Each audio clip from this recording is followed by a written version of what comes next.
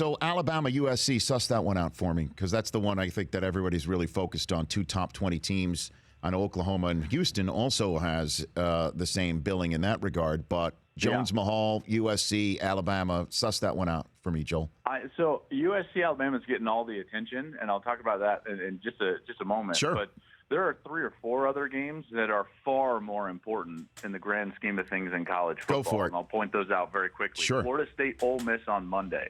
That's a huge game, an absolutely huge game, in particular for the strength of each conference. You know, the winner of that game is going to have a huge feather in the cap, and they're going to take that feather in their cap back to their conference because, remember, in this day and age of the playoff and subjectivity of the 4 playoff teams, it really matters what people think of your conference and the strength of your conference. That's why these matchups are so important.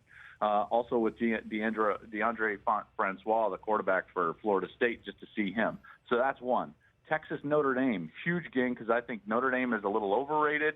Texas might be a little underrated. And if Texas were to win, that's going to be an enormous swell of momentum for the entire Big 12 conference because one of their power brands will be, quote unquote, back, and Charlie Strong will have something going. Meanwhile, Notre Dame will be, waffling in the wind a little bit at that point. And then the other one is UCLA, Texas A&M, for all the reasons I'm talking about.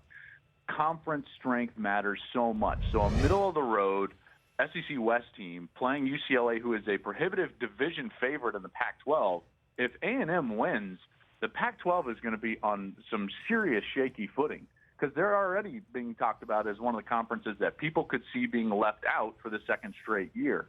So those 3 games are so important, probably more so than USC-Alabama, which is the sexier matchup, but quite frankly, the worst of all the matchups because Alabama, I think, is going to steamroll USC. Really? USC is just not in a place.